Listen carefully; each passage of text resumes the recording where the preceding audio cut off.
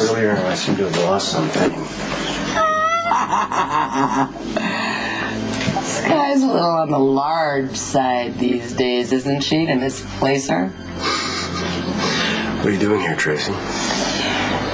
I'm rationing for a rainy day. You can't ever have too many olives, I always say. In fact, you probably ought to be saving yours, considering Sky dumped you. How has Sky been? Besides, bloated with your love child, she is craving chocolate, dark chocolate, hard-boiled eggs, gack, and olives, of course. You're exceedingly bitter this evening. And isn't that a good excuse to push us all away? You men are all alike. Can any one of you handle a real woman? You know what? Just came to get my cell phone. You're clearly having a moment. I am having a moment.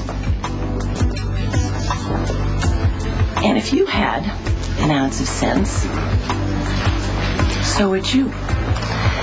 But you don't have any sense or sensitivity. Just like all men.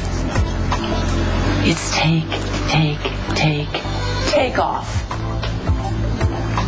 And if a woman says, "Where are you going?" It's about space and freedom and the open road. Well, you can kiss my asses goodbye. You know what? I am prepared to make allowances for the fact that you have clearly imbibed a lot of alcohol. Don't. I'm not afraid to put you in your place, or any man for that matter. Illustrated by the fact that you're sitting here drinking all by yourself. Don't you feel sorry for me? No, hardly. Just wondering what would make a woman like you so afraid.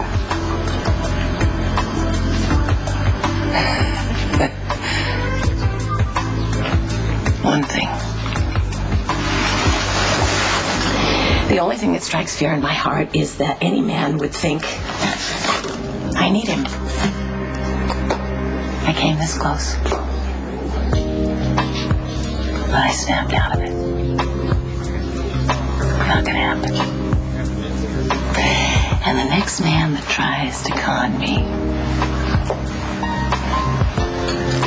is in for a really big surprise.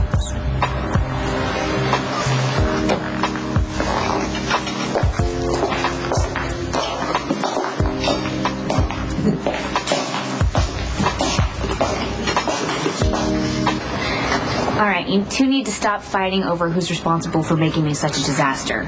Because I'm not. Well, you're brilliant and gorgeous, but you're nursing a broken heart. People get over broken hearts every day. What about you? What about me? I'm a grown woman. I have my own career, my own set of problems. No bigger or smaller than anyone else's. And if I am messed up, it's not because you two were spies. It's because I'm human. But if your father had been a better spy, then you wouldn't have had to fend for yourself for the last 15 years, feeling abandoned and unloved. Wait a minute. What great lesson worth... Stop! Right now. Okay? I am here to tell you both something very important.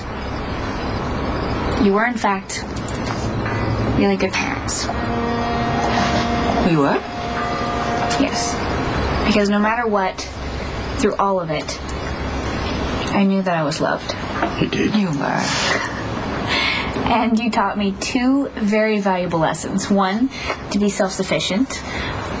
And two, by shining example, that when happily ever after falls apart, you pick yourself up and you keep on going. Even if it hurts like hell. Hey, that's a girl. Oh, shut up. Oh. Your plan worked. What do you mean? Well, Manny said that you and Jason would find a way to work together, and you did. He was about to tattoo a message on my stomach to get your attention. I am so glad that you are all right. It was brilliant. It was brilliant. To pretend to have Jason arrested so Maddie thought he was locked up and then secretly have him released. Sam, there was no pretense. I had Jason arrested for real, and I didn't release him. Why not? Because I believed if he was in custody, that Manny would realize that there was no one to play his game with, and that I would be able to negotiate with him. Because you have history with him. You set him free. Do you really think Manny cares about that? I don't know, Sam. We'll never know. But Jason escaped, and he is the one that found me. This is your pattern, isn't it? Finding reasons to have Jason arrested and setting freaks like Manny Ruiz free. That's a terrible thing to say. I could have been killed. I could have been killed. Jason is probably fighting for his life right this second. Or maybe, I don't know, maybe that was your plan all along. You won't be charged for this. I don't care. As long as he's dead. I killed him, not you. He went over the edge because I shot him.